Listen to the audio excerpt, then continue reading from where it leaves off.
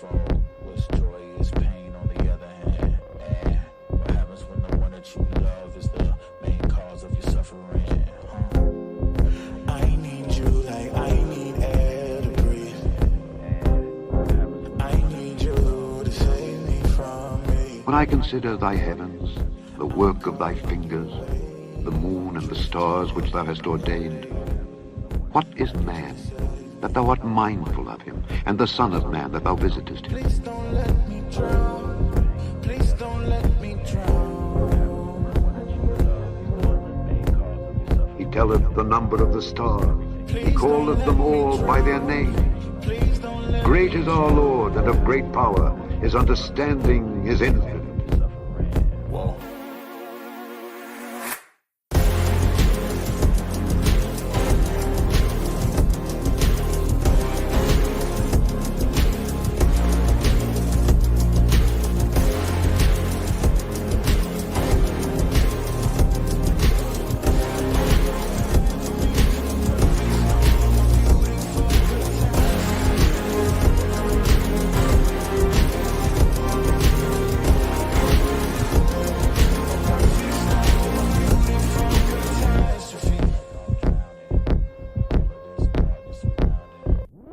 To explore his world, man has always risked the unknown. Because it is unknown, and man's nature is to know. But the wisdom that is from above is first pure, then peaceable, gentle, and easy to be entreated, full of mercy and good fruits, without partiality and without hypocrisy. And the fruit of righteousness is sown in peace of them that make peace.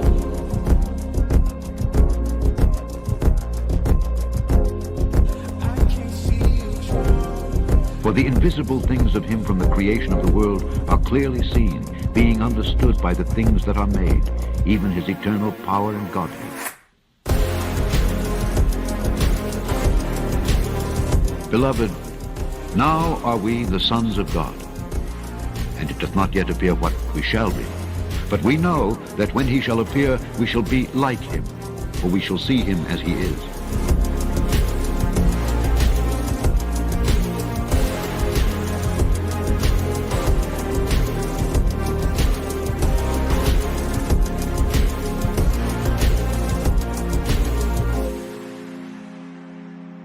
Who being the brightness of his glory and the express image of his person, and upholding all things by the word of his power, when he had by himself purged our sins, sat down on the right hand of the majesty on high. For as the lightning cometh out of the east, and shineth even unto the west, so shall also the coming of the Son of Man be.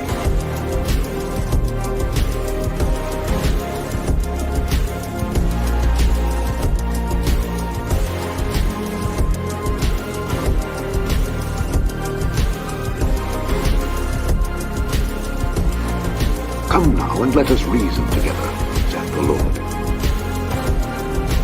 The sacrifices of God are a broken spirit, a broken and a contrite heart, O God, thou wilt not despise. Minus 5, 4, 3, 2, 1, go! Well, hello and welcome to Idol Killer, a ministry dedicated to destroying sacred cows for the cause of Christ. I am your host, Warren McGrew, and tonight we have a great debate lined up for you guys. If you're not familiar, we're changing the format up a little bit. Things are a little different. In many debates, what you'll watch, it can require a 3 to 4 hour block of your time, and it is all in one go, start to finish. And what we decided to do was something a little bit different here on Idol Killer. We had our debate participants record their opening statements, and we posted those here on the channel about a week ago. And this allows everyone familiar to familiarize themselves with those arguments and to really consider them and chew on them and be prepared for this debate. And it also allows the participants themselves to really understand the arguments and criticism and challenges from the other position, to allow, hopefully, for a more robust discussion. But we have, coming on the channel tonight, we have Dr. Gavin Ortlund, Dr. Ryan Mullins.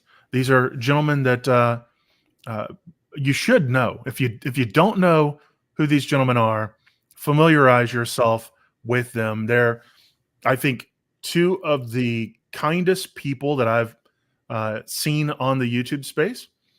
They're very intelligent, very thoughtful, very considerate. I don't think we're going to have to censor tonight's program for any sort of violence, verbal or otherwise. These are gentlemen that you really need to get to know if you're interested in Christianity, if you're interested in learning more about church history, if you're interested in the philosophy of religion. Familiarize yourself. But gentlemen, welcome to Idol Killer. Great to be here. Looking forward to it. Yeah, thank you for having us.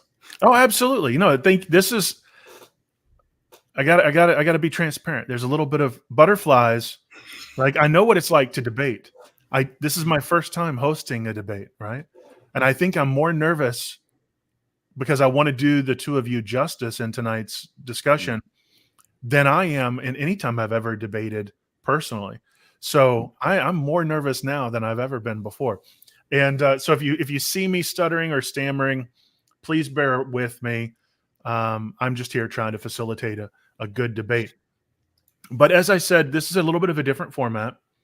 If you're interested in their opening statements, if you have not had a chance to watch those yet, go over to, not right now, but later, go over to their opening statements and review those. Spend some time in consideration. But tonight, we're not going to waste your time with that. And I'm almost done wasting your time with my intro. Instead, what we're going to do is we're going to allow Gavin about 2 to 3 minutes to Steelman Ryan 2 to 3 minutes to Steelman Gavin. And this way we can ensure that we're having good communication. We understand where everybody's coming from. It gives you, the audience, who aren't necessarily familiar with divine simplicity, a brief crash course. And then we're going to go into a 30-minute open discussion portion where I'm going to bow out. You didn't come here for me. And we're going to let these gentlemen talk. And I will give a 1-minute warning when we come close to the end of that 30 minutes, just so that you guys can know if there's any points you want to make, to go ahead and try and get those out. But as Gavin is taking the positive position, is it all right if we start with you with a Steelman of Ryan, and then Ryan, you can start with a Steelman of Gavin? Is that acceptable? Sure. Yep. Sounds Okay. good. Excellent. So what I'm going to do is I'm going to bring the two of us out, and then just when you're ready, go ahead and give a Steelman, and then when you're done, I'll bring Ryan back in. Okay, great. So if I'm starting off here, I'm really honored to be a part of this, and I think this is a great way to do a debate, to have the 10-minute or the 15-minute openers in the last time, and then to try to Steelman each other here. So whoever came up with that idea, great. That's a great way to do it. Okay, so to try to Steelman Dr. Mullins' position, I think the general concerns I'm locating are kind of in three sort of buckets. He sees divine simplicity as unbiblical, contrary to what Scripture portrays about God. Second of all, he sees it as incoherent. And third of all, is compromising other important Christian affirmations like God's freedom and the doctrine of the Trinity. He sees, I'll just try to give the best I can to kind of condense this down a couple of points here. He sees more diversity in the Christian tradition regarding divine simplicity. And he also appeals to other forms of theism and other religions. One example he provides is the attributionist view in the Muslim tradition, and perhaps elsewhere, which agrees that God lacks parts in a sense, but doesn't fall within the scope of what he sees as divine simplicity. And Dr. Mullins focuses upon divine simplicity, especially in the Thomistic form.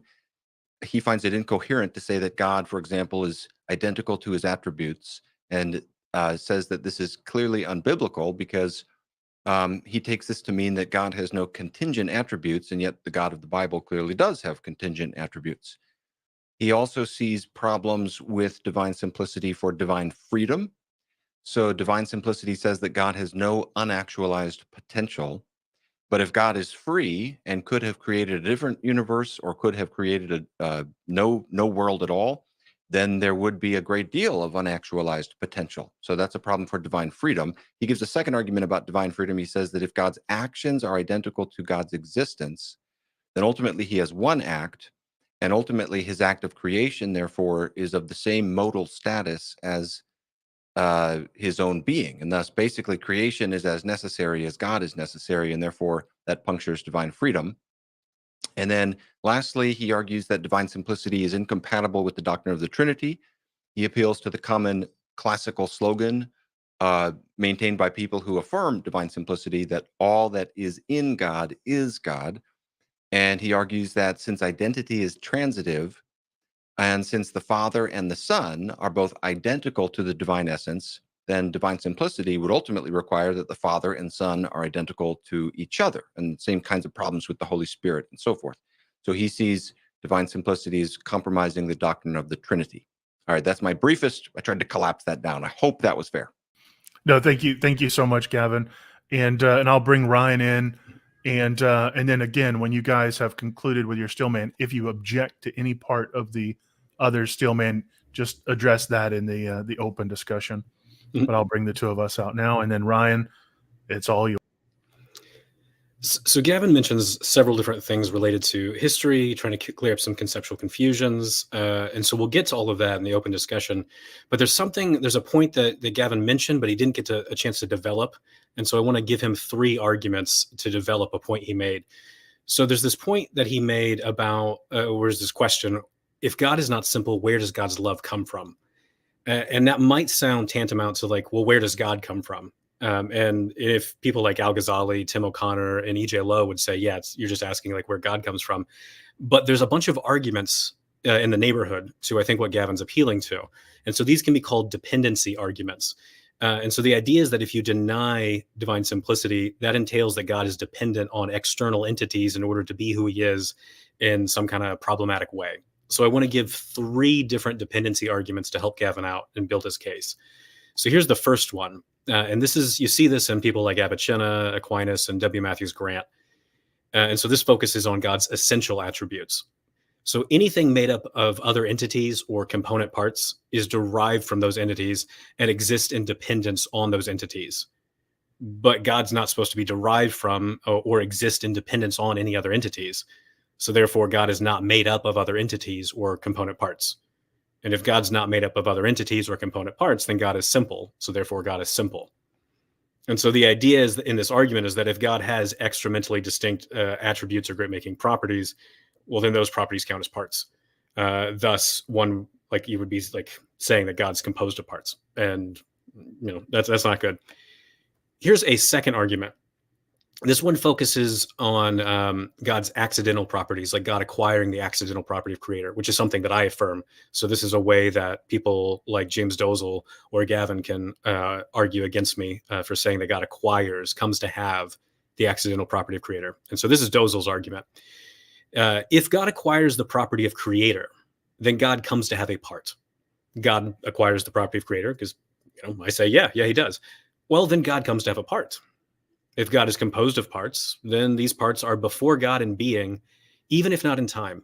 I don't know what that means, but that's what Dozel says. So therefore, the part creator is before God in being. Now, if something has a part, then that thing is, and its parts are composed by an extrinsic source for its unity. You got to have something that smashes creator and God, like smashes those things together. So therefore, God and the part creator are composed by an extrinsic source of unity. Well, no thing that has an extrinsic source can be the creator of all. Thus, God cannot be the creator of all. So the argument basically boils down to this. If God becomes the creator, then God cannot be the creator. Here's the third and final version of these dependency arguments that I can develop on behalf of Gavin. If God is not identical to omnipotence, but just merely has omnipotence, then God is dependent on his omnipotence in order to be powerful. If God is the property of love, then God is dependent on his love in order to be loving. If God has the property of goodness, then God is dependent on his goodness in order to be good. And you can extend this to every single attribute or great-making property. And this looks quite bad, because surely you do not want to say that God depends on his own aseity in order to be ase. So those are 3 just quick arguments to try to develop a particular point in Gavin's opening statement that he didn't get to develop very well.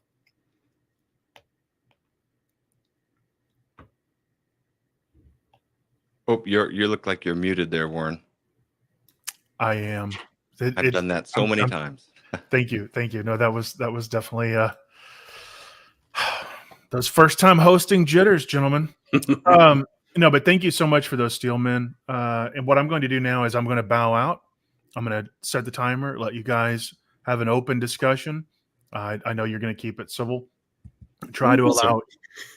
We'll try. We'll try to allow for some, good back and forth between both of you, and then I'll give you the 1 minute warning, and then we'll come back in and we will begin answering questions and then move to closing. All right, you guys can start as soon as I'm out. Yeah, Gavin, do you want to start? Well, maybe I can just hit some headings of things maybe we can try to get to in this. So if we take a hard lunge into something, somewhere we can pull back. So I think the main things that I think would be great for us to touch on, and I know in a 30-minute back and forth here on YouTube, we're not going to resolve all of this, but at least we can, flag a few things to work through a little bit. One would be, it'd be fun to talk about church history and broader history and just the relation of that to divine simplicity. Another would be both of your arguments about divine freedom and the Trinity. I think we should work through those a little bit. And then I think just also talking about what divine simplicity is would be helpful, because I think that's part of where we have some differences. So those would be 4 buckets. I'm open to starting wherever. I will say your attempt to steelman my view, what I can appreciate about it just now is it seemed as though you were trying to take one particular point of my opening and try to extend it in very particular ways. I didn't really recognize it as a great steel manning because it didn't really seem to follow my pattern of thought and argumentation very well. So maybe we could go back to some of those points. Yeah, because that was something I wanted to bring up. Was I had like at least 2 things to start out with that all relate to parts of your opening statement. Okay. So the first is I've got this question about creaturely logic, and then I've got a question about Thomism. So let me start with the question about creaturely logic. So simplicity is like a creaturely category, and the principle of identity is part of creaturely logic, and you cannot articulate the doctrine of divine simplicity without it. And so all these arguments for saying that God's not a genus, not a being among beings, those are all based on Aristotelian and Neoplatonic categories. And then the doctrine of no relations is based on Aristotle's category of relational accidents. So when Augustine explicitly says that relational terms and relational titles do not belong to the simple God, he's relying on creaturely logic and creaturely categories. So one of the questions I have is, in your opening statement, you had this claim that we should be very, very cautious about using creaturely logic and creaturely categories. But everything that divine simplicity says depends upon creaturely logic and creaturely categories. So I'm trying to get some clarity on here on when is it okay to use creaturely logic and creaturely categories, and when is it not? Yeah, I think we're always going to be using creaturely logic. The idea isn't that we step outside of our creaturely status, but it would entail a modesty and a caution with respect to assuming that God functions the same way as creatures. So basically what this will do is just simply open us up to consider perhaps God functions absolutely uniquely in ways that are relevant to the question of divine simplicity, just as he functions absolutely uniquely in other ways. So that it's more of a modest cautionary claim insofar as it goes. Then it will work out as we go further. So it will come up with the question of God's relation to his attributes. Because the worry I have, because a lot of times when I see this rhetoric, it's usually just sort of creaturely logic for me, but not for thee. And I just want to make sure we're not doing that, because I don't think you're doing that. But I just want to make sure that, for the audience at least, we're clear on that point. Fair point. And, a weakness of those on my side could be to basically, anytime we hit a roadblock, say, hey, well, it's a mystery. Now, I don't think that is what is necessary for a proponent of my view to do, of course, but that could be a danger that we should be alert to. Yeah. So then I want to get to the Thomism thing. So in your opening statement and then in the Steelman, you said I keep focusing on Thomism, and I don't understand this claim. So in my opening statement, when I'm articulating the doctrine of divine simplicity, I intentionally did not mention Aquinas once to do 2 things. One, to demonstrate that you can develop this doctrine of divine simplicity from across the world's religions and from across Eastern and Western thinkers. And then 2, to also demonstrate that, because I keep hearing this claim that I'm focused only on Thomism. I'm like, everything I've written is not on Thomism at all. I am talking about a diverse range of thinkers. So I'm curious, why do you think I'm focused on Thomism when I explicitly mentioned everyone other than Thomas, than Aquinas, in my section where I articulate divine simplicity in my opening statement. It seems to me, and look, I apologize in advance if anything I say annoys. Sure. Okay, so just upfront. But it does seem to me like the way you're defining divine simplicity does border on caricature in a specific way, in that it seems that you're going through and finding the strongest possible statements about divine simplicity, and then sort of aggregating those into this what is called divine simplicity. And it seems to me to be a kind of radicalized version of divine simplicity, which would be mainly located within the Thomist stream. So it's irrelevant whether you mention Thomas in the context of doing that. It's whether it's located in that stream of thought. So, lots of the statements that are taken to be characteristic of divine simplicity, like God has no attributes, that I do regard that as a caricature, to say that that's what divine simplicity means. And yet it's primarily in the Thomist stream that you'll find some people, though even among Thomists, you'll find lots of people who wouldn't say that. And so that the concern is taking these strongest statements about it, making them representative of the whole. And so Thomism comes in because the strongest statements are primarily located within that stream of thought about divine simplicity, not necessarily because Thomism is being explicitly mentioned. I don't know if that clarifies. It doesn't. So when the medieval scholar John McGinnis says divine simplicity means no attributes, and he's describing Avicenna, and when the Anselmian Kate Rogers says divine simplicity means no attributes, I'm still curious, like, what's Thomist about Avicenna? Well, that's easy to answer. Anselm? Yeah, Anselm would be pretty similar to Thomas. It's not the case that you have to live after Thomas Aquinas to say something that's similar to that school of thought. Anselm's very similar. Avicenna, absolutely. I mean, he's got an extremely strong view of divine simplicity. He would be, I would say, much stronger. Some of the things you say about divine simplicity that I think are a caricature of divine simplicity as such are true about Avicenna, because his view is, like, as I say, a very robust form. My concern is taking the strongest statements that anyone says about divine simplicity and making those statements representative of the doctrine as such. Because as I pointed out, you've got lots of different streams of thought about divine simplicity. I've mentioned the Palamite and Scotist stream, but even among Thomists, you can find people. I mean, Catherine Rogers is, she's one person who will say those things, but there's lots of Thomists who would disagree with her. There's lots. Barry Miller would be a great example of someone who is a Thomist with kind of analytic sensitivities. He's very happy to say God has contingent properties. Of course, God has contingent properties.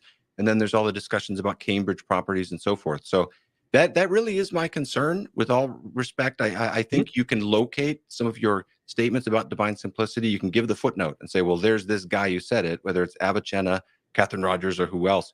I still think it borders on caricature in that it seems to me to be kind of going through and taking just the strongest statements, and then that's the doctrine as such. Whereas, like, to give an analogy, it would be like if I was a social Trinitarian, which I'm not, but if I were, and then I basically took statements that were affirming social Trinitarianism as representative of Trinitarianism, objected to those, and then construed this as an objection to Trinitarianism as such. But that's just one form of Trinitarianism. And so it is also with, if you don't want to use the word Thomism, let's just say, I'll say the way I put it, a radicalized version of divine simplicity.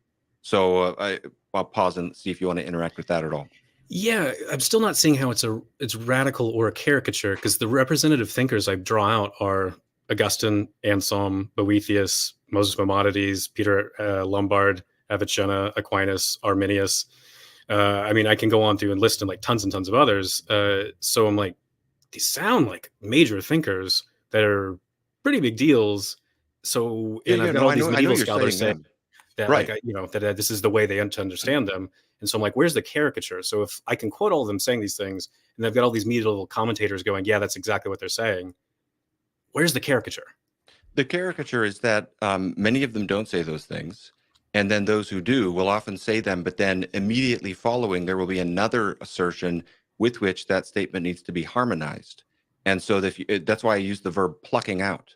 It's like you go through and you comb out and you pluck this statement here, that statement there. Take the assertion that God has no properties, or the assertion that God is just one pure act, or what was the other one I was just going to mention? It just left my mind. But the conceptual distinctions.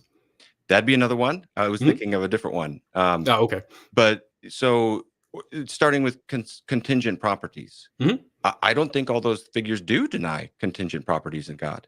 I Mm. think that you get there if you kind of abstract certain statements out at the expense of others. In my opening speech, I gave those 3 clarifications at the end. That's where I think in a second we should go back, and I would like to try to return to try to steelman my own view, Sure. because those 3 clarifications I gave would be one example of that, where I get, there's passages in Thomas Aquinas that make it very clear there's a sense in which he's fine with affirming contingent properties. The basic distinction is we want to protect the godness of God. We want to have a thick line. And on this side of the line, God in himself is absolutely immutable. He is absolutely primal. He is absolutely simple. We want to protect that. But in God's extrinsic relations, there's, and so like, here's an example of where the worry of caricature can come in. The word properties, when we say God has contingent properties, the word properties can be used in lots of different senses. A lot of times if someone says God has no properties, sometimes, first of all, the quote is being abstracted so that it's sliced off, because the person goes on to say God has no properties that are not identical to his essence, or something like that, which is a little bit of a different statement. But more basically, you can find people immediately qualifying and saying God has no properties in the sense of on this side of the line, in himself, in his internal life, in his own essence, etc. But they're not saying that God has no properties in his extrinsic relations. And that, I do think it's a caricature to construe someone, even like someone like Thomas Aquinas, certainly a Gregory Palamas or a John Duns Scotus, who also affirm God is simple, as though they're saying God has no contingent properties. So for people following along, I've tried to always pause and if people are following along and lost a little bit, basically I would just say someone can affirm divine simplicity, that God is not composite, which is how I think what it means, and still think that God has extrinsic causal relations to creatures and contingent properties. The category of Cambridge properties is one way that people try to make sense of this. Someone could come along and say, hey, that's wrong, that's incoherent, but that's well represented within even the Thomist stream of divine simplicity, and certainly for divine simplicity as such. So I mean, that'd be an issue right there. Scotus and Palamas, I think, affirm divine simplicity, but they're just affirming a different version of the doctrine. So anyway. So yeah, let's come back to the different versions in a second. So I want to make sure I'm following this, because I'm still wanting to reject the claim of caricature, and here's why. So in the End of the Timeless God, I have 10 pages of exegesis on the problem of Augustine saying we cannot have allow God to have relational terms apply to him and relationship titles. And this is in the De Trinitatis 5. And he's relying on Aristotle's categories of accidents, one of which is relations. And when I'm looking at Jeff Brower, who's a medieval scholar, and he says, the doctrine of no real relation says God does not have those relational accidents. And then when I look at someone like Jeff Brower saying God does not have any properties, immanent universals, any tropes, any sort of exemplifiables of any sort. When he says that, I'm like, okay, he's trying to be as exhaustive as you can about all the different meanings of our property talk, and says none of that applies to the simple God. And this is in his own defense of divine simplicity. And I'm like, is that a caricature when a medieval scholar, a top-notch medieval scholar, says those things about the doctrine of divine simplicity and says this applies to broadly like all these different medieval thinkers like Augustine all the way to Aquinas and so on? I think I addressed this in my initial speech because I expected this might come up. I think that the medievals do use the word accidents in a different sense than modern philosophy. And I think that's been convincingly argued by a couple of articles I was just reading this week. So I would say that it is a caricature. So I guess there's 2 issues here. The first is I don't think Augustine or Thomas Aquinas meant God has no accidents in the same sense that this is often carried out in the philosophical discussion. And so we can work through that if you want. I think that you can point to other passages in Augustine and Thomas that make it very clear God does clearly have extrinsic relations. The word accidents is almost the opposite for them. They're talking about something that does inhere in the being of God, and that's what they want to deny. But the concern of caricature would still be on the table, even if Thomas and Augustine were being accurately portrayed there, because that's one stream of divine simplicity. And the Palamite stream really is, and as is the Scotist, significantly different. And they wouldn't say things like that. So even if the word accidents were being used in the same sense with Augustine and Thomas, I still would have the concern of caricature there. So when Augustine explicitly says that he's worried about the relationship title of Lord and Creator, that's not talking about relationship accidents, even though he says he's talking about relationship accidents. Is that the claim? I think he's trying to protect God in himself, not in his extrinsic activity. Augustine calls God Lord about 600 times Right. in the Confessions alone. So he's clearly happy with talking about that. That's why when you get to a puzzle like this, whether it's a puzzle of language or whether it's a puzzle of seeming immediate incoherence, and this is where I'd love to ask you a question to go back to. So my opening speech spent a lot of time, first of all, on church history, second of all, on ontological frameworks. And my argument is basically a lot of modern philosophers have a different ontological framework than pre-modern theologians when it comes to this. And that explains a lot of the like seeming impasse, like two trains colliding. And then I talked about why I think divine aseity and other doctrines like this actually require divine simplicity. So those would be the points where if I were to Steelman my own argument, I would work through those 3 points. But on the history section, I mean, I would just say it's interesting to me that when I look back through Orthodox Christian history, so because I think when you are addressing the historical point, a lot of the people you're talking about, first of all, might be in other religions like Hinduism or Islam or Jewish thinkers prior to Maimonides. And then some of the Christian thinkers you appeal to seem to me to be heterodox, like Newton, Samuel Clarke, etc.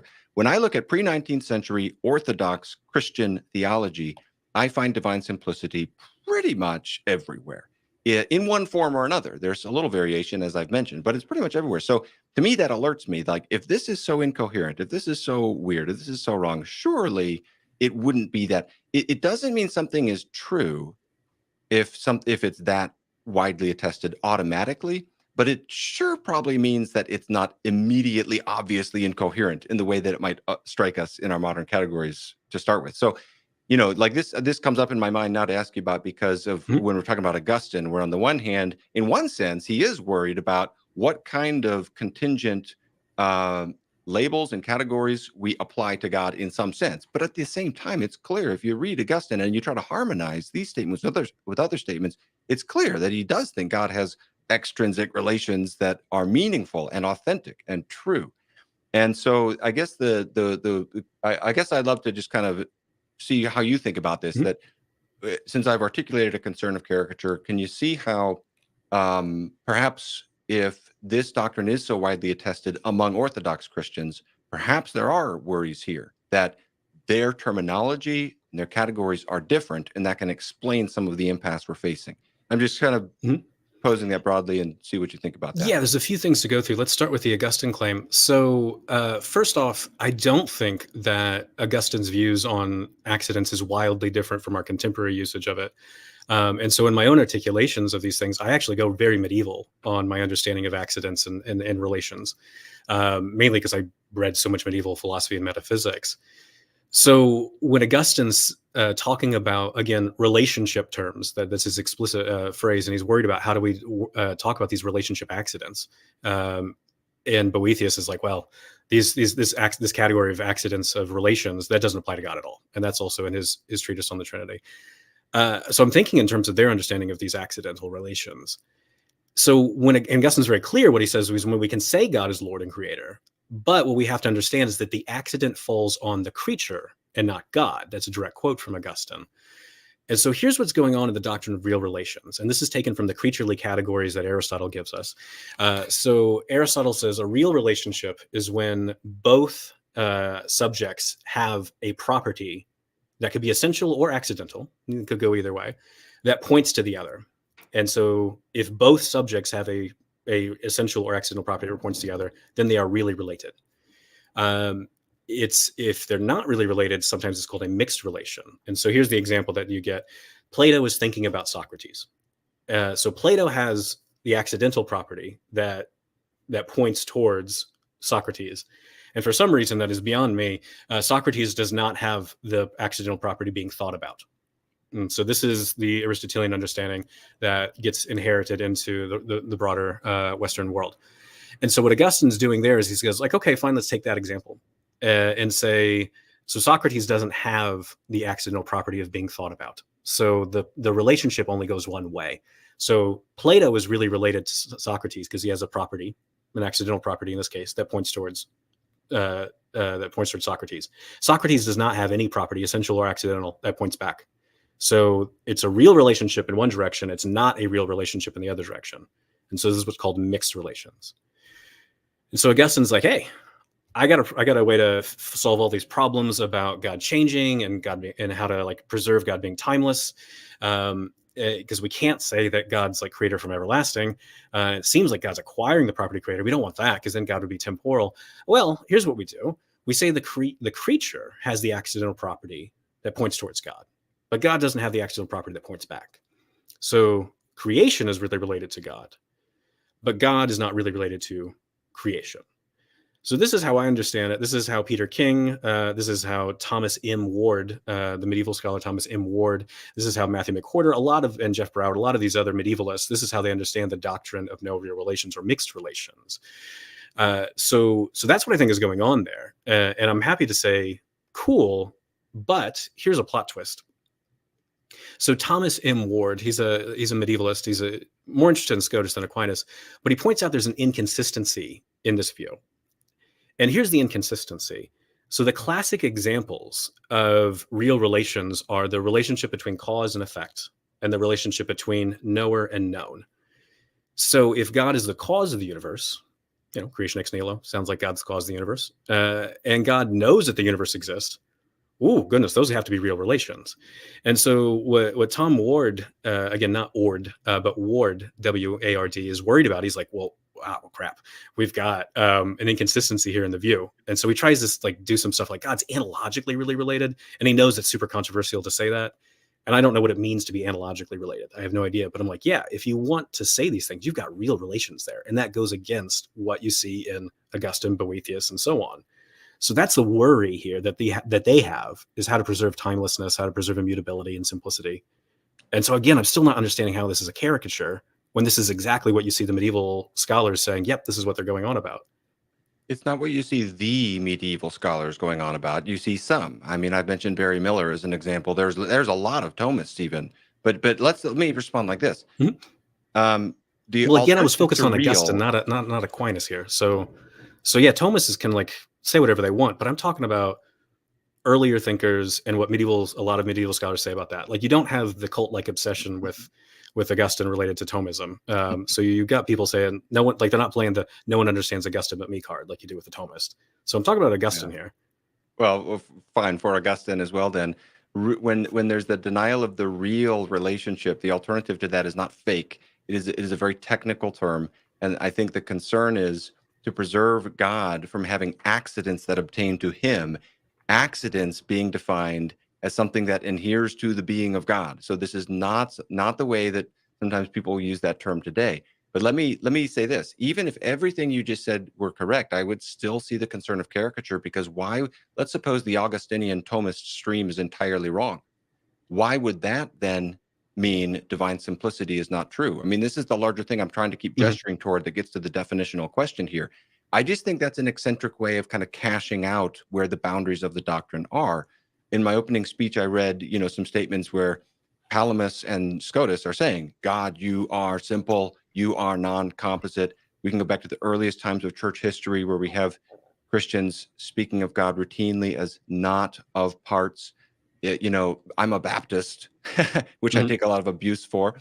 But the 1689 London Baptist Confession says God is without parts, without passions and parts. I mean, this idea that God is non-composite or without parts, I would say, is the core idea of divine simplicity. And then I would locate the Augustinian, Boethian, Anselmian, Thomist sort of Western tradition as one species of that, maybe the dominant species of it, but not the only way to cash out divine simplicity. So that would be one part of the concern of caricature here. Is I think you're locating your concerns primarily on one strand of the doctrine rather than the doctrine as such. Just as I mentioned, focusing on social Trinitarianism when you've got Trinitarianism as such. The other concern would be, I think that you're privileging some medieval scholars and some ways of understanding the extremely abstruse matter of the relation of creator and creation and how we understand these different terms and how we do what I assume we all want to do, and that's protect the godness of God from being punctured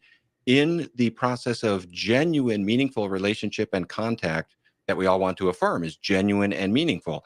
And it does get really abstruse there, but I would say I do think the word real, the technical sense of that needs to be understood. And so for viewers, I know for viewers watching this, they're going to hear, wow, Thomas or Augustine talks about the God's relation to the world is not real. And they think, oh, so they think it's fake. That's not what they're saying. It's a more technical term than that.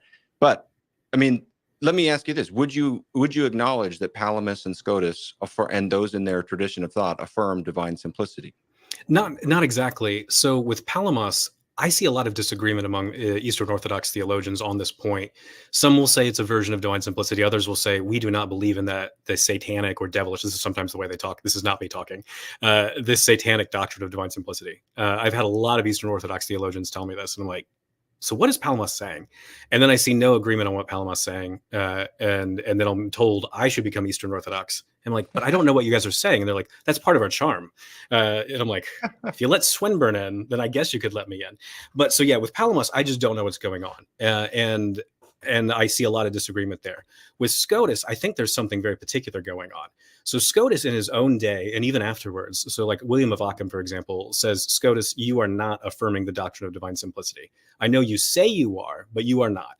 And then you even have contemporary Scotus scholars like Thomas Williams and Richard Cross, who are doing all the Scotus translations, saying, yeah, he affirms it in name only, or like just kind of a verbal affirmation. And then I've got all these Muslim scholars going, yeah, Scotus's view is identical to the Maturidi view. The Maturidi view is a much, much older view, which says divine simplicity is false. And I think I can give an explanation for why that's the case, why what's going on here. And this goes back to your earlier question about like, well, how did the church not notice all this incoherence? My answer is this. The church did notice the incoherence. They are aware of the Jewish and Islamic debates going on. They're aware of the attributionist view that goes back at least to the 8th century, which is the majority view among Islamic theologians, saying God is not a composite. Stop, what would even that mean for God to be composite? But God has literal attributes, and simplicity is false. And Aquinas and his students are aware of this. So his teacher, Peter of Ireland, is aware of these kind of issues, and he denies that these sorts of doctrines. So he says, God has passions, God's got all, God has movement and change. That's one of Aquinas' teachers. And then Aquinas himself, in his first translation or his first commentary on Peter Lombard, says God has distinct attributes that are distinct not just in my mind but in reality. And Peter of Therese, who later became Pope Innocent V, says, that's right, that sounds good. Then this anonymous pamphlet goes around from the Dominicans saying anyone who says this sort of stuff is condemned. And Aquinas is like, oh, I believe, no, God doesn't have attributes. These are not distinct. They're distinct by my mind, but not in reality. And all of a sudden he just starts changing his view. Now, I'm like, okay, I've got an easy explanation for why Aquinas and Peter of Therese are willing to overlook that. They've got the Catholic authorities breathing down their neck. And then the number of condemnations that come out against Aquinas even after his death and on all these issues that keep coming out, by the time you get to Scotus has very good reason to go, dude, trust me, I totally affirm divine simplicity, because his job is on the line. So he's going to give you all these formal distinctions that he knows, yeah, that looks like this so-called attributionist view, but I'm going to say it's simplicity. Why? Well, because you've got all these political authorities telling you otherwise. So the very fact that the political authorities are not allowing people to say distinct attributes in reality, they'll say that doesn't count as divine simplicity. That can give you an easy explanation for why all these people are going, ooh, yeah, I'm not going to say that. Okay, well, if I could just interact with that briefly, yeah. I think disagreements about how to interpret Palamas are not a good reason to say Palamas doesn't affirm simplicity as such, because there's just so many passages where he says God is simple, God has no parts. Now, you might wrestle with how to interpret that statement, but that would not result in a denial of the doctrine. Same with, of course, there's some people who don't like John Duns Scotus and will say, he's not a real proponent of divine simplicity. I don't think that's a good reason to say he doesn't affirm the doctrine any more than when Muslim theologians say no Christians really believe in divine simplicity because they believe in the Trinity and therefore it contradicts it. And so you can't be a Christian and believe in divine simplicity. Of course, in other words, you expect that denial. I think with the political or the concerns of, with Thomas, I don't agree that Thomas changed his mind or didn't affirm divine simplicity early on. I'd like to check the date of the work you referenced. I'm aware that in the mid 1250s, when he's just 30 years old, Thomas writes On Being in Essence, and he has a chapter 5, where, the angels are composite, God is not composite, and he says, everybody knows God is simple. That's completely taken for granted. I don't think it's correct that there was kind of political pressure or ecclesiastical pressure and Thomas changed his mind, or that could explain.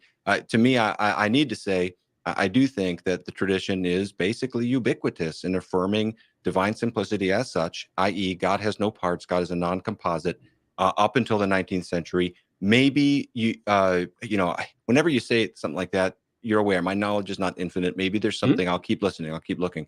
But among Orthodox Christians within that span of time, Palamas, Scotus, and Thomas, I think consistently, I do see that. So, we disagree there, but I'm just, I guess, articulating where we're looking at that differently. And I would just encourage viewers to look into that, look into Thomas's early views, and because the other way of saying, oh well, he affirms distinct properties in God, that wouldn't necessarily mean he denies divine simplicity. That would just mean the doctrine is more versatile and dexterous than it is often assumed, because again, we can say, I believe in divine simplicity, but I'm happy to say God is creator, God is judge, God is Lord, God has contingent properties. So that those statements aren't well taken, I think, to be a denial of the doctrine. Warren, can I give really quick, yes, 30-second response? So the issue about Scotus, I'm citing the leading Scotus scholars saying, and there are people who love Scotus to death, saying, yes, Scotus he's just giving a verbal affirmation. So Richard Cross and Thomas Williams, it's not like, oh, they don't really like what Scotus. No, they love Scotus to death. They spend their whole life obsessing over him. And the issue with Palamas is, I just don't know what on earth the guy's saying, so I just can't comment because I can't figure out what he's saying. Now, the question of without parts. So here's the conceptual problem. If we say without parts means simple, the entire attributionist view in Islam says simplicity is false and God does not have parts. And so if there are different versions of divine simplicity and they all just really mean God does not have parts, then all of these Islamic theologians are affirming divine simplicity. I don't want to tell them that. I'm assuming you probably don't want to tell them that.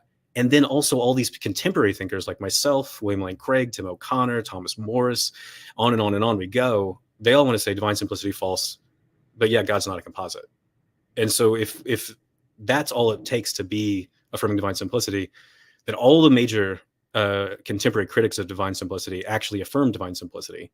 And then all of the major historical figures, which is the majority view in the Islamic tradition, saying divine simplicity is false, then they're all affirming divine simplicity as well. And so I don't understand how to make sense of history anymore. And I don't understand how to make sense of contemporary debates anymore. So that's the worry I have. Okay. Well, I have thoughts about that, but I'll save them so we can press forward here.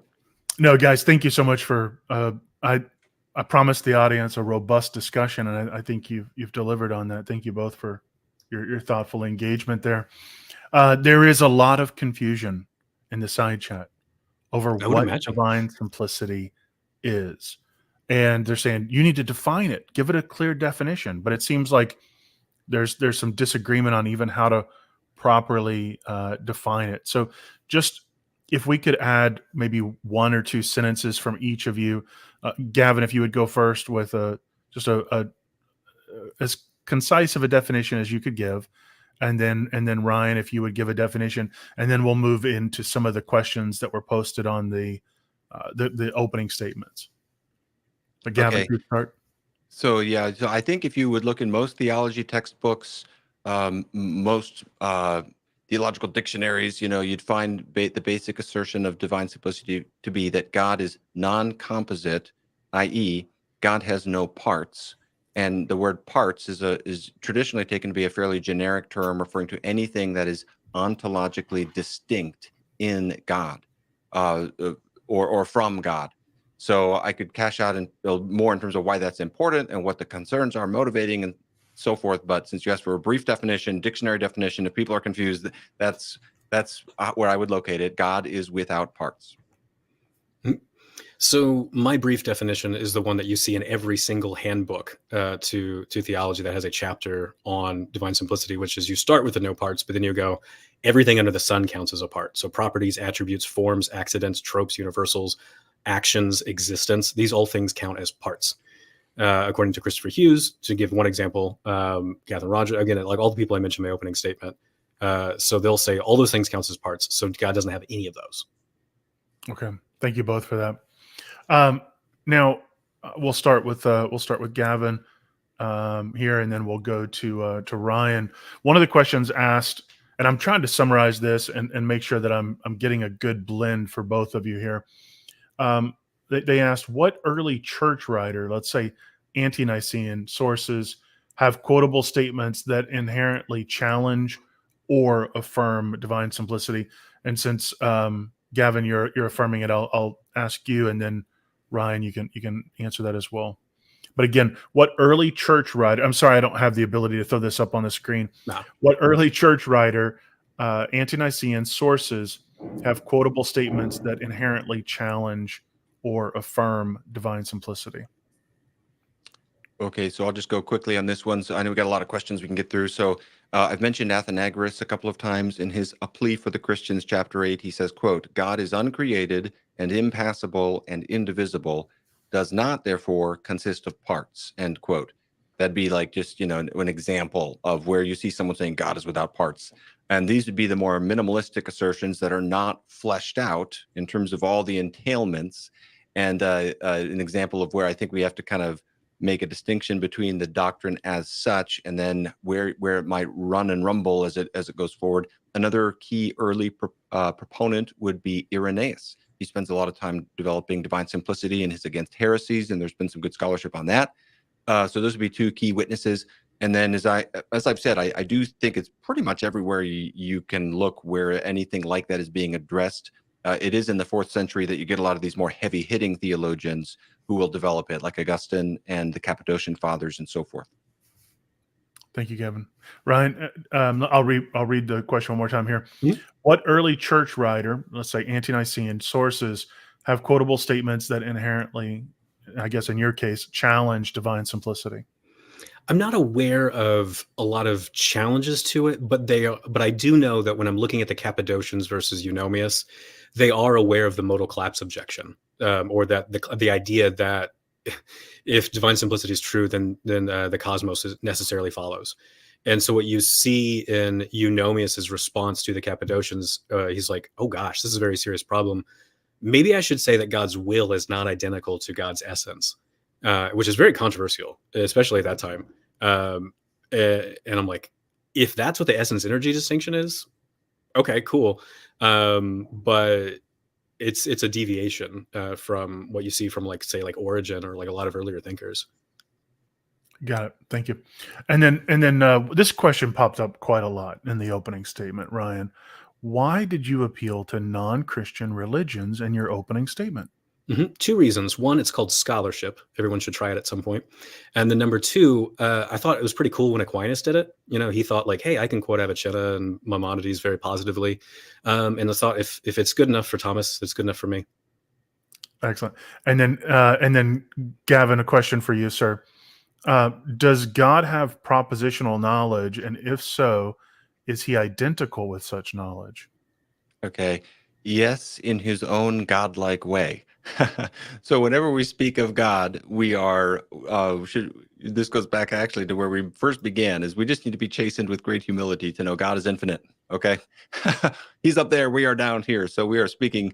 I think it is helpful to consider our speech of God to be analogical. But even if someone disagrees with me on that category, I think we could all recognize that when we speak of God's knowledge, we're speaking of something that is remote and before which we tremble. But yes, any form of knowledge that we can conceptualize, we can consider God to have.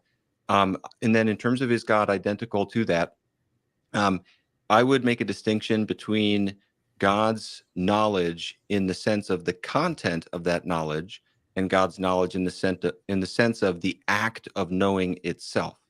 And so when theologians speak of God as identical to his attributes, they are not saying he is identical to the content of his knowledge or of his will or of his power or something like that. There, something can be singular and have multiple effects. Something can be simple and have composite effects of its actions or something like that. So, but in his knowledge in it itself is the act of knowing, then yes, in that sense, God would be identical to it. Okay, thank you. And then this would be a question for both of you. Gavin, we'll start with you, and then go back to Ryan. Can one hold to divine simplicity alongside Molinism and monarchical Trinitarianism? Gavin, you don't like Molinism at all, so I feel like that does. I like Molinism. Oh, you're like, well, okay. I didn't know if that was like, because I thought you were a Calvinist. I didn't know if that was. I don't know all of your perspective beliefs, and I in no way am I trying to set anybody up. I was just curious, like, Gavin, if that part's even relevant to you. Them, and I thought that's kind of an interesting question.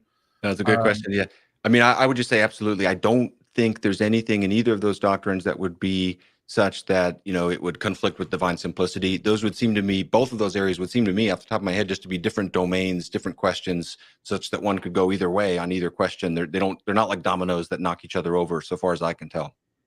Okay. So, I mean, Molina himself affirms divine simplicity. The monarchy, the Trinity, though, I think is kind of tricky, because if you've got the Father causing the Son and the Spirit to exist, or the Son and the Spirit, or the Father and the Son together causing the Spirit to exist, depending on how you want to go on the filioque, it's a bit difficult for me to understand how that's going to be consistent with divine simplicity.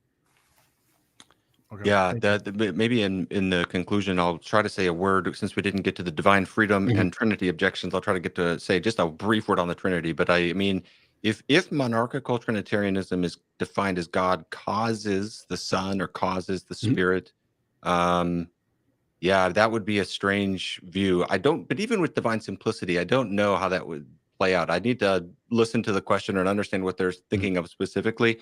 But divine simplicity really is answering a different question, it seems to me. And so I think the distinction between persons and parts is a valid one. So even though I wouldn't affirm this idea that God causes the Father the Father causes the Son, or the Father causes the Spirit, I don't really see that as bumping into the doctrine of divine simplicity, simply because I think those are kind of different questions that we're asking. And when we talk about God's attributes versus when we talk about the persons of the Trinity, we're just talking about, we're using identity claims differently, it seems to me. And so that's why I ultimately don't think that there's a conflict between saying God is simple and yet saying God is tri-personal. I think those are just basically, both of those affirmations are basically speaking to a different question, it seems to me. So I'll say more about that as we go, hopefully. Okay. Now, Gavin, what would be the positive case for, like, if you were looking for a positive case in Scripture itself? A lot of people are going, "Hey, there's too much philosophy in the air. We can cut it with a knife." You know, what would be the positive case for divine simplicity from Scripture? Are there certain verses that come to mind as you're considering that? Yeah, and I really do sympathize with viewers. I never look at the live stream during a debate. I'm not too smart, but I'm smart enough to know. Don't look at don't look over there. It's a trap. don't do it. But I can imagine on a YouTube discussion how it can seem like that. I mean, if one thing I could say though is I think one of the reasons it's so important to be willing to delve into philosophy and more technical discussions about the nature of God is, even if you don't think in our positive affirmations we should go beyond the language of Scripture, ultimately we have to answer heresy and we have to answer error. And to do that, there's no way around kind of getting into these more technical questions, it seems. So that's one appeal I often make to Christians, to try to say, we should be patient with these discussions, even when they get a little more technical. The technical is important. But in terms of answering the question here for the biblical case, I would basically say a doctrine can be taught by the Bible explicitly and at great length, or it can be taught more implicitly and by way of entailment. And I think it's legitimate that some of the things we believe are implicit and by way of entailment. And I would see the doctrine of the Trinity as broadly in that category, at least in its technical understanding. I think we can find passages that get you a long way toward the doctrine of the Trinity, but they don't really get you to all the technical vocabulary and precise understanding. And I would see divine simplicity as functioning like that. I would see it as an entailment of the biblical portrait of God concerning God's ultimacy, God's absoluteness, God's aseity, which means that God exists from himself.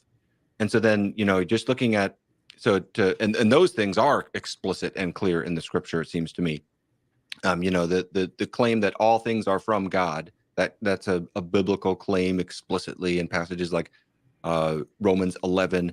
I even think assertions like I am the first and the last in Isaiah 40 to 48, statements like that are relevant to the doctrine of divine aseity.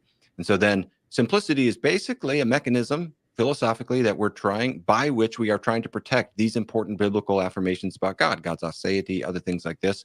And I would say another corollary supportive strand of biblical teaching is what the scripture does teach about God's attributes, and statements like 1 John 4, 8, and 16, that God is love. I don't think that is I don't think a verse like that just kind of closes the lid on anything, but I think it's relevant in that for example, a lot of the claims of incoherence against divine simplicity, depending on how they're cashed out, could equally be cashed out against the Apostle John. Because it's not, and it at least invites you into the challenging questions of the philosophy of identity. If someone made a really bad argument like, well, God is love, and God is the Father, and God is the Son, and God is the Spirit, therefore there are 4 persons in the Godhead, this would be and all of us would disagree with that, of course, but in explaining why we disagree with that, this would be an example of why the technical questions are unavoidable, because we need to get into what's the philosophy of identity and basically there are different ways that the word is can be used. We can denote a relation of identity in different senses. And so but the biblical teaching that God is love, or it is interesting to me. I used to think it was really weird when Thomas Aquinas would appeal to a verse like John 14:6, where Jesus says, I am the way, the truth, and the life. And he talks about how Jesus, I am the life, not just I am alive or something like that. And he's talking about this, and it's a springboard for further considerations and reflections that ultimately end in the confession of a simple God. So I would say the biblical portrayal of God's relation to his attributes has certain grooves of thinking that are very harmonious with the doctrine of divine simplicity. Okay, thank you. I got a follow-up question really quick. So Gavin, do you think that who do you think wrote the book of Revelation? I've not studied that at great length. I remember going through that briefly in seminary and not being persuaded that you can't believe it was the Apostle John. But I'm not really an expert on that. I just we did a drive-by study of it, and a lot of those arguments about biblical authorship, I think the statement, the more liberal views that the same person can't have written these different books, I think are often based upon certain presuppositions that are very questionable. So I'm very skeptical of those say John couldn't have written Revelation. I tend to incline to thinking it was John. When it comes to the New Testament authors, like some of these arguments, I'm like, no one person could write all that. I'm like, you just wrote a ton of, what are you talking about? What do you mean? So I'm happy with that.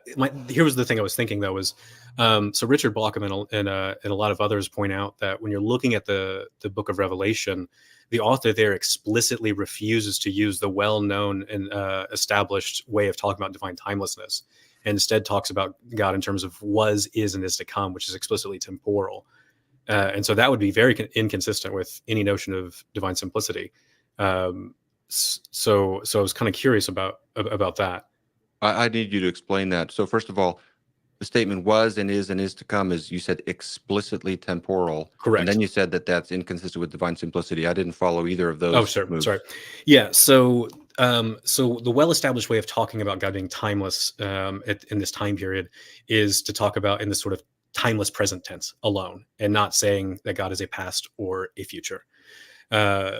And what you see in John is, or if John wrote Revelation, is this it continued the one who was, so God with the past, and the one who is, and the one who is to come.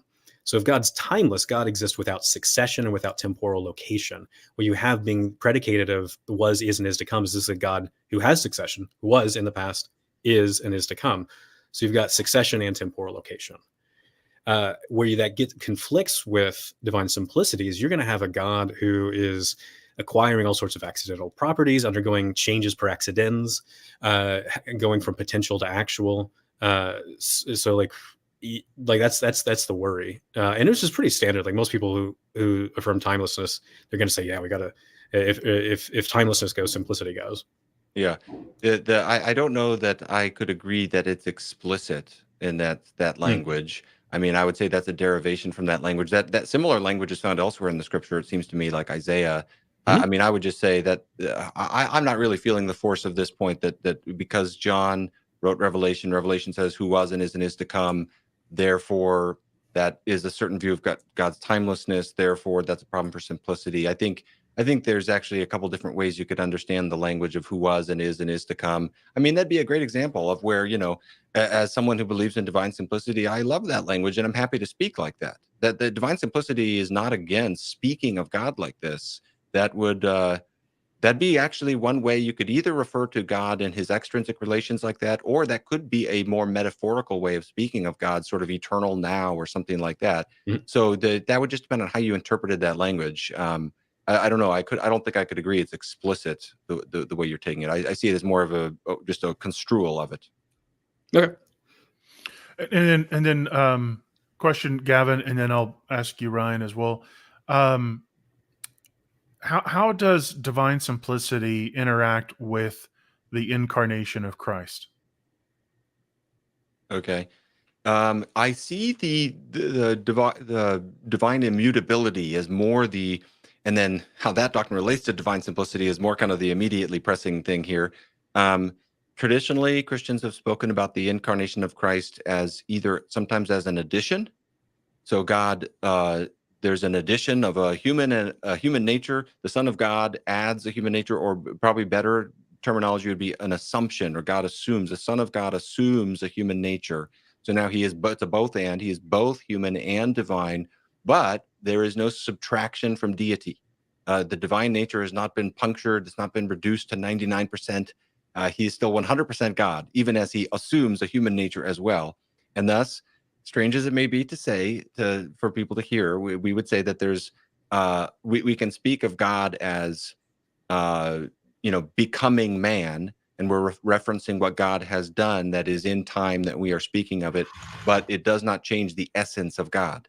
And therefore, in that sense, God remains immutable and therefore remains simple. So the short answer to the question is divine simplicity. Some have argued that the incarnation is a problem for divine simplicity. I don't really see that as the best objection. Basically, I would just say divine simplicity is harmonious with the incarnation. Classical theism in all its contours affirms the incarnation and sees it in that way of thinking of the Son of God assumed a human nature. Okay, thank you. And then Ryan, do you see any relation between the incarnation and divine simplicity that you would push back on? Yeah, there's three problems, two of which are pointed out by Richard Cross in his book on the metaphysics of the incarnation, and then another one that I'll bring up. So the first two, Richard Cross says, remember, divine simplicity says no accidents. The incarnation is accident. So if God's simple, he can't have accidents. And so this is, again, a world-leading medieval scholar saying these things. And then the other thing that Cross points out is God's not really related to the universe, and that's goes back to the earlier discussion of no accidents. And what that entails, again, Cross points this out, is that the Son is not really related to his human nature. Now, you could say, well, that's fine because the Son is still really related to, or the human nature is still really related to the Son. But something I point out in the end of the Timeless God is, well, I'm also really related to the Son. So what's the unique relationship that distinguishes me from Jesus? Because there better be one if there's really incarnate. Here's the third claim. So divine simplicity, a simple person has no parts. The overwhelming dominant view of the incarnation throughout church history is what's called a compositional approach to the incarnation, which involves a composite Christology, where the Son either has parts or becomes part of a larger whole. And if a simple being, a simple person, which according to the Fourth Lateran Council, the persons are simple, how do you get a simple person having parts when the claim is supposed to be no parts? So those are the three areas of conflict that I see. Okay, thank I you. don't know if you want me to interact with that at all, Warren, or Yeah, not. yeah. I If could just you'd say, like to, yeah. I mean, this is a gentlemanly discussion. So if there's something you would like to respond, I have no problem with that. well, and I'm very aware, having done a lot of these, of how, if anytime we say, oh, I just have one little thing to say, and that can be the start of 30 Yeah. minutes. So Yeah. I really won't make this. I'll just say sort of a summative one sentence comment on that of what we could kind of work through, rather than try to work through all the weeds. But I think the thing there that we would need to work through is the distinction between the divine and human natures. And I think a robust emphasis upon that distinction can meet the concerns that Ryan has brought up. But to work through that, we need to talk through that. So I guess I just like to flag that. Okay. Anything you want to respond to that, Ryan? Oh yeah. So according to the Okay, I historian of just gave one sentence so that we could just Yeah. move on. If I was Yeah, going sorry. to give a detailed response, I'd flesh that Yeah, out. but I'll just give again one sentence. So according to Thomas Marshaller, the historian of dogma, he says, according to the Fourth Lateran Council, and a doctrine that none of the medievals denied, the persons of the Trinity are identical to the simple nature. So you can make distinctions all you want but they're identical. So I don't know what these distinctions do. Okay. Sorry, that was a long German sentence with way too many semicolons. Okay. Thank you, gentlemen. I think we've already asked this, Michael, but I wanted to say thank you for the super chat. We did address the question of God being identical to his knowledge a little while ago, but thank you, Michael. We also have a question here from Aaron. He says, Gavin, you defined divine simplicity as God not having parts. Can you now define what you mean by parts? What is a part and what isn't a part, and why? Who decides what those parts are? Sure. Okay. So traditionally, the word part refers to, in these conversations, something that is ontologically distinct from God. And so the concern here would be that if you say that there are different parts in God, then when you go back to that which is primal and original, that from which all reality flows, you have, instead of something that is absolutely singular, something that is multiple. And that's what divine simplicity is trying to protect against.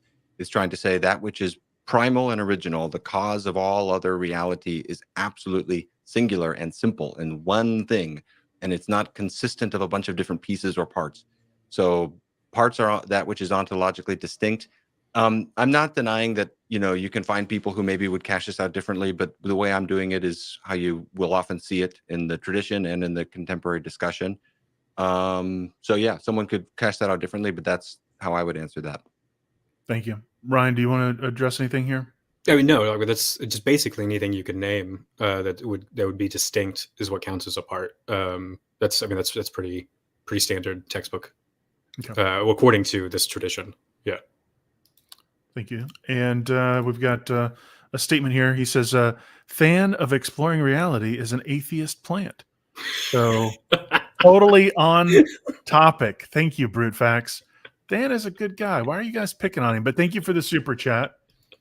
And then we have another super chat here. Gavin, my audience is a little wild here. Brute says he's the GOAT against DDS, but he says you're cool too. So, right. He's stating his opinion on the doctrine, but he recognizes everybody here is pretty good people. So thank you guys for the super chats. I'm looking through. I'm not really seeing too much in the way of questions. And so I did promise these gentlemen that we would get through this in a timely manner. So I think what we need to do now is transition to the 5-minute closing state. Oh, okay. All right. Michael, we just got one in. You got it in under the wire, sir. Thank you for the super chat. Is God able to add attributes or parts to himself?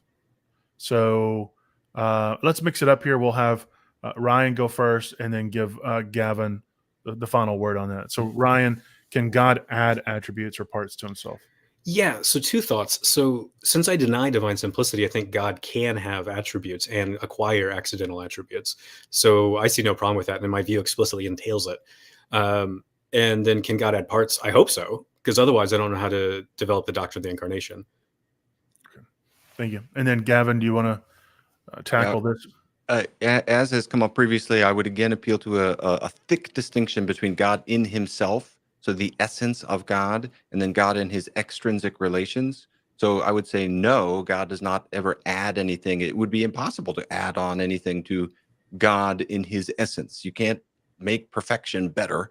But in his extrinsic relations, you can say that God became the creator, and you're not referring to a change in the essence of God. You're thinking in the realm of what we sometimes call Cambridge properties. So that distinction would be, I think, key to explaining the sense in which we mean it when we speak of God becoming a creator or becoming man or something like that. Thank you.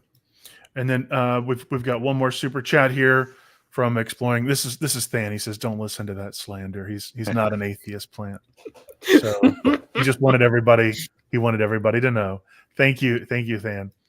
We have one question here from Seth. This may be related, and I'm not really sure, but I think I saw this a moment ago, so I want to make sure we give him an opportunity. Question: was Jesus omniscient, given Luke 2:25, Isaiah 7:15 through 16?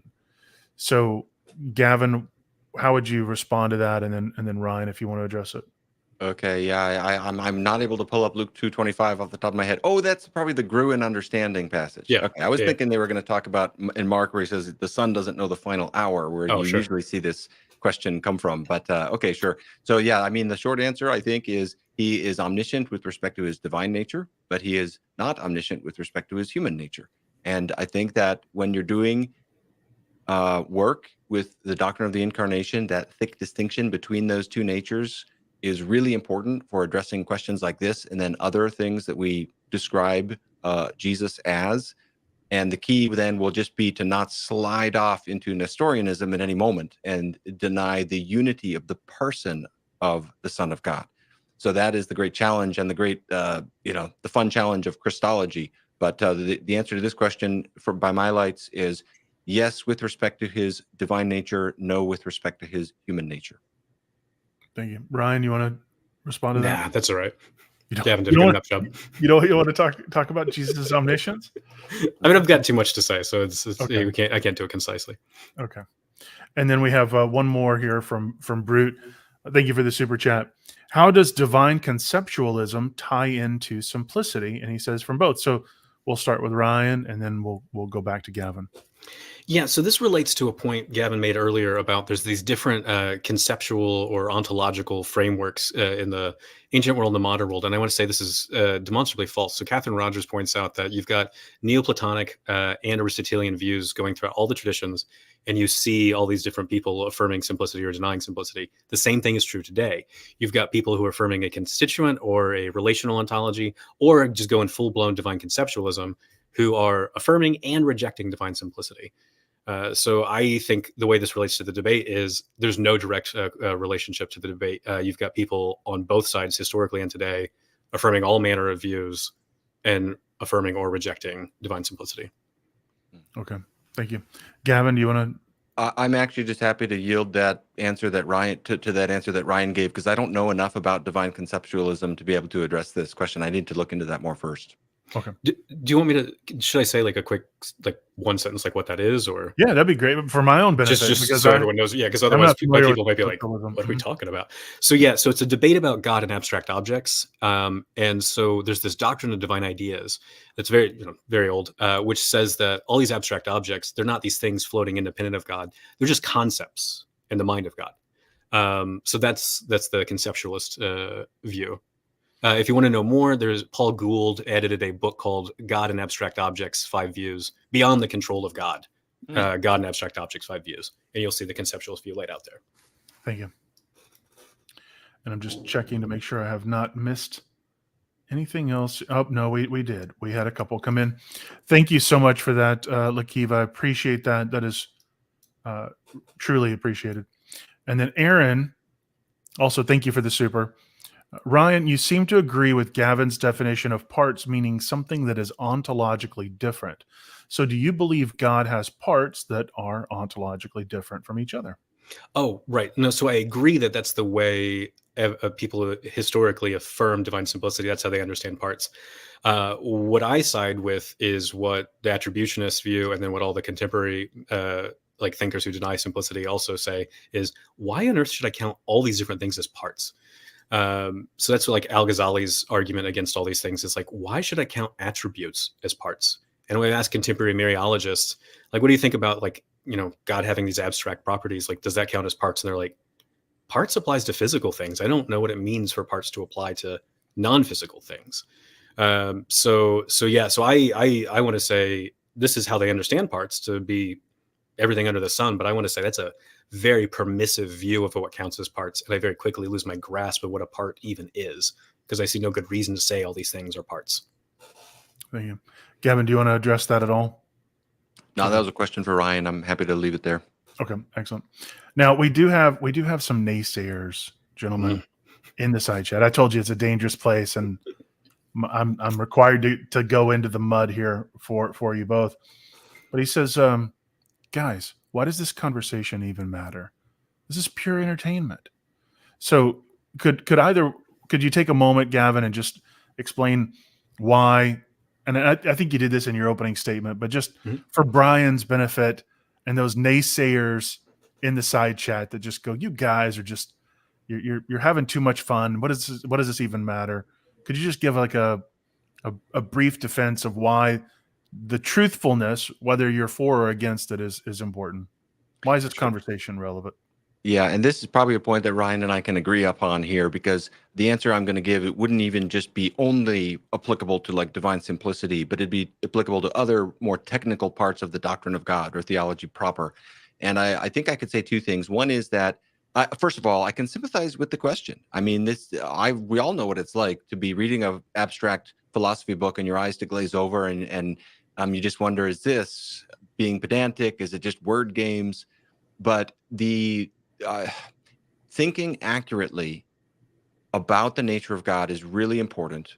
I mentioned earlier, one of the reasons is to be able to answer heresy or error, because heresy is often very technical. And so to answer that, there's no way to do that without entering into those categories of thought and responding.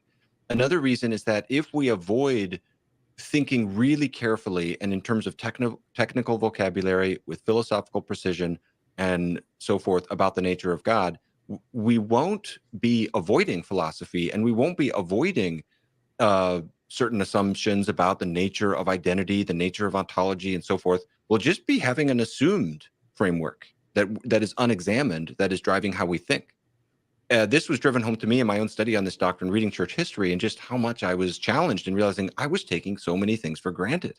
And the same thing happens when I read high-level philosophy. I realize, wow, I'm just assuming so much, and this is puncturing my assumptions and forcing me to cover my bases. So that's another reason it's important, is that it's really unavoidable. There's absolutely no way to be a faithful Christian and think about God without working really hard. And part of that is entering into the tradition. So that's why a discussion like this, I think, is really fruitful and good. I'm grateful to be a part of it. I think it's been a great thing. And because the cause of truth is served by these kinds of conversations. And I think a topic like this and other aspects of the doctrine of God is actually really important. And it does actually make a difference just in how you relate to God and think about God and so forth. Thank you, Gavin.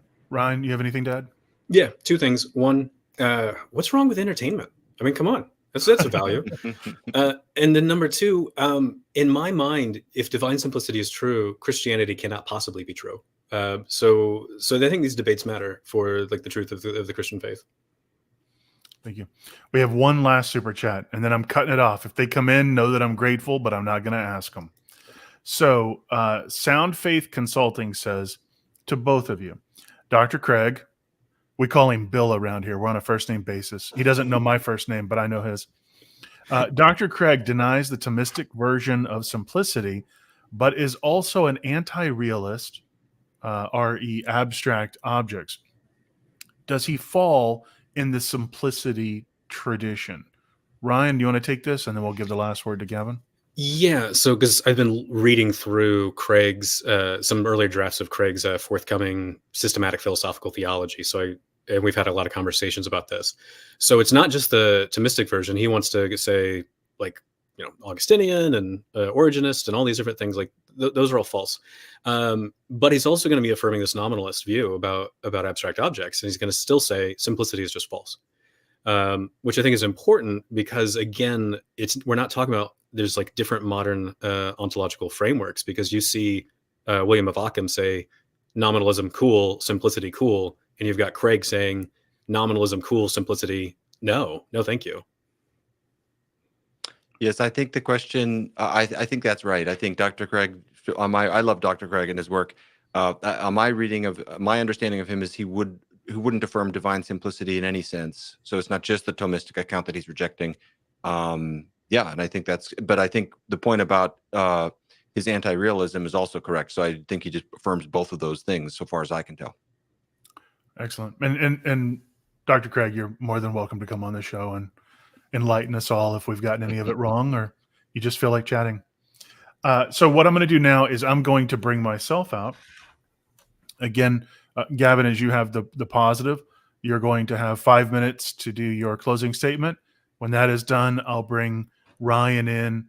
He'll have 5 minutes, and I'll give you both a 1 minute warning when we reach the 4 minute mark. You'll see that ticker on the bottom of the screen, and then we will wrap it up and call it a night. I'm going to bring us both out. And am I going first here with the conclusion? Yes, sir. Yeah, you'll start off with the 5 minute closing statement. Great. Okay, fantastic. All right.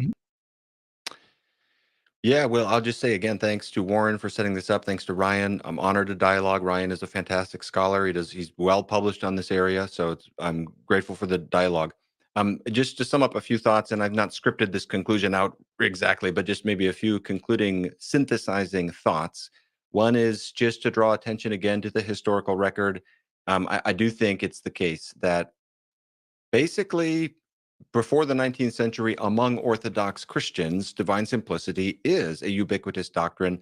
I think it's problematic to try to say someone like Gregory Palamas or John Duns Scotus doesn't affirm the doctrine just because, you can find a scholar who will say that. You can find scholars who will say the opposite. And I mean, you just read their writings and they're continuously saying God is simple. As I say, it's pretty much ubiquitous. Now, again, as I said in our discussion earlier, that doesn't mean automatically that it must be true, but it definitely raises some strong cautions against an immediate concern about incoherence. If someone is saying this doctrine is just weird, or even what we've brought attention to just in the conclusion here about the importance of this. I mean, if this, this was important to a lot of people throughout church history, and that raises the question of, okay, what's really going on here? And then secondly, just to return to the point that I made in my initial statement, that there is a different ontological framework. We just got into this a little bit. Of course, I'm not saying it always neatly charts out that everyone in this side is a nominalist and everyone on this side isn't, or something like that. Of course not. But at a more basic methodological level, I do want to maintain a concern about a caricature here. A lot of the arguments being put forward that, the doctrine of divine simplicity just says there's no properties in God in any sense. So there's no accidental properties, but the Bible shows that God does have accidental properties. This is, I think, targeting at a caricature. And I'm not denying that you can never find someone who will go that route. We've mentioned Avicenna in the Muslim tradition, and certain statements from Catherine Rogers have come up, and a few you can find among certain Thomists. But I think the concern here is that it is a form of caricature to take the strongest possible statements of a doctrine as representative of the whole, thus obscuring diversity and overlooking possible ways of harmonization. And at the end of the day, I think that the doctrine of divine simplicity simply means that God does not have parts, parts being defined as that which is ontologically distinct from God. And I do think that affirmation is extremely important and universal. Let me just say real quick on prior to the 19th century among Orthodox Christians, because of course I think it's very telling that you have to appeal so broadly to other religions to try to get historical instantiation, in my view. Real briefly, some of these objections, I think the divine freedom objection that came up, we unfortunately didn't get to talk about that very much, but we did talk about other things that I would see as basically involved in the answer to this. And that is, I'd say there's a distinction between the content of God's will and God's act of willing itself, which is necessary and immutable and so forth, but its effects are not. And so the divine, another way to put it, the divine power by which God creates is necessary, but not what is actually created or whether to create. And so God is free. God can create any universe he wants. He can not create at all. And I don't think there's any contradiction between that and saying that in his own essence, God has no composition. The Trinity objection is, try to do this in a minute here at the end. Basically, I could just flag what we need to walk through here. Is basically we need to get into the philosophy of identity. I've talked about 1 John 4:8 and 4:16, God is love. We could build a really bad argument against the Trinity from something like this. What it draws attention to is the danger of equivocation on the word is. So when we say the Father is God, the Son is God, the Spirit is God, we're making one particular kind of claim. When we say God is love, we're making a different kind of claim. Parts and properties don't always work the same. Inasmuch as the persons of God, inasmuch as the persons of the Godhead are God, they are identical to each other. But inasmuch as they are subsisting relations, they are really distinct. And there's nothing in the doctrine of divine simplicity that denies that. There's nothing that says there can be no possible personal distinctions like that. Again, one of the caricatures is this idea that there's no distinction in God whatsoever. And that's just not what the vast majority of proponents of divine simplicity would affirm. Final thoughts would just be that divine simplicity is, I know it sounds incoherent or bizarre to people at first. If you work on this, if you think about this, I'm persuaded, many of you will agree with me if you study this, that it actually is really important, precisely in some of the ways it is so odd at first glance, to secure divine uniqueness, divine absoluteness, divine aseity. It basically equips theism to be the best explanation for reality. It reduces brute facts as much as possible, and it eclipses other challenges like the Euthyphro dilemma and other things that come up like that.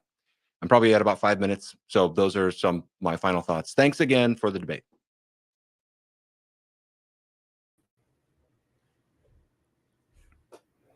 You're muted. Of course I am. Of course I am. Thank you, Ryan. Gavin, I said thank you for your closing remarks, by the way. Yeah, we didn't hear it. You didn't hear it. You just saw me miming in my glass case of emotions over here. But I'm going to bring Gavin and myself out. Ryan, you're going to have 5 minutes for your closing statements. I'll bring you both back in for a farewell, and then we are going to dismiss for the evening, okay? Okay, so first issue, the historical record. The reason I bring in all the different religions is because, again, if you're trying to understand the debates throughout Western history, you have to look at the other religions. You cannot understand someone like Aquinas if you do not understand the other religions, because Aquinas explicitly appeals to Maimonides and Avicenna in his defenses of divine simplicity and other divine and discussions on the divine nature. So if it's okay for Aquinas, great and holy, blessed be his name, the infallible Lord and Savior, if it's okay for him to do it, it's okay for me to do it. The issue about non-orthodox thinkers, again, you can find all sorts of orthodox thinkers today who say divine simplicity is false. And then I've pointed out all these discussions in the past where you've got people like Aquinas, Peter of Tarentaise, and these others who earlier on said, God has distinct attributes. Now, another issue is the different ontological framework. I do not understand this claim at all, because again, someone like Catherine Rogers, Giovanni Ventimiglia, lots of other medieval scholars point out there are a lot of different ontological frameworks throughout history. One of the major debates throughout Western history is between Neoplatonists and Aristotelians. Those are different ontological frameworks. And one of the major debates you see throughout Western history is people who are Neoplatonists or Aristotelians affirming divine simplicity and rejecting divine simplicity. The issue of only attacking the strongest version, I'm attacking the version that I see in all of the different like handbooks, like there's your average like handbook to philosophy of religion or systematic theology. That's the version I'm seeing. The so-called other versions, I think, causes historical and conceptual confusion. If all these so-called other versions of divine simplicity, if that's really the case, then the entire debate in Islamic thought over the attributionist versus divine simplicity, that's just a completely muddled debate. All those people who said, I reject divine simplicity, they're just confused and they're wrong. All these people today, like Richard Swinburne, T.J. Mawson, William Lane Craig, and so on, who say, I reject divine simplicity, they're also just confused because they're affirming a version of divine simplicity. I don't find that plausible to map onto the historical record or the contemporary debates. We didn't get a chance to go into God is free. So, there's nothing to say there. The Trinity, yes, it does get into technical issues about the philosophy of identity, but the philosophy of identity that's affirmed throughout the Christian tradition is very clear. So again, Thomas Marshler, he says the Fourth Lateran Council reaffirmed, quote, the strict numerical identity of the essence with the three persons, a doctrine which later scholastic theologians did not question. And then James Dozel agrees that the divine persons are identical to the divine essence. God's simplicity, this is a quote, God's simplicity pertains not merely to the divine substance, but to the divine persons as well.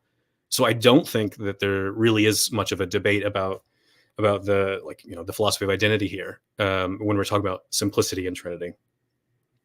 Now, the no distinctions claim that that's a caricature. I don't understand how it's a caricature to explicitly quote all these different classical thinkers saying no distinctions, not even conceptual distinctions, nor do I understand how it's a caricature to quote lots of mainstream medieval scholars saying the exact same thing. And that's something I'm really going to maintain here is I've quoted a lot of mainstream medieval scholars and I'm following their lead. And so if it's a caricature when I do it, then it's a caricature when these other medieval scholars themselves do it. Final claim, Gavin keeps saying that divine simplicity is the best theistic explanation for God's necessity, his uniqueness, and so on. We have had no argument to that effect. Josh Rasmussen, Tim O'Connor, William Lane Craig, Samuel Clarke, so many people throughout history and so many people today are developing accounts of how God is the best explanation of reality, how God is a necessary being without making any appeals to divine simplicity. Also, uniqueness. It's very easy to capture God's uniqueness without ever mentioning the word simplicity. God is unique in the following sense. The very concept of God is that of a perfect being, which is the ultimate foundation of reality. No one else is a perfect being. Nothing else in reality is perfect being, and nothing else is a single ultimate foundation of reality. You do not need divine simplicity to explain any of these things. And I'll rest my case there. And I unmuted myself. You didn't need to tell me that time. Thank you. All right, gentlemen, thank you so much for this debate. Thanks for trying something different with the format. I really like this. I think that it gives the audience more time to really digest what your arguments are. I think it gives you more opportunity to engage and understand the pushback and criticism. And I like this. I don't know. I would like to continue this format moving forward. Gavin, thank you so much for coming on and participating. Everyone, be sure to check out his channel, Truth Unites. Information should be in the description. If not, I'll add it. Ryan, thank you so much for coming on. Again, everybody go check out The Reluctant Theologian. My alarm was telling me you're out of time. Everybody go check out The Reluctant Theologian. Again, his channel information will be in the comments below, or the description below. But thank you both so much. Really, truly appreciate it. But with that said, I'm going to go ahead and sign us out. Thank you so much for tonight's debate. Thanks, everyone, for tuning in. Thank you for the super chats. Thank you for your thoughtful questions. And thank you for your consideration. Y'all have a good night. The only way to get there was to float through the terrifying void between us.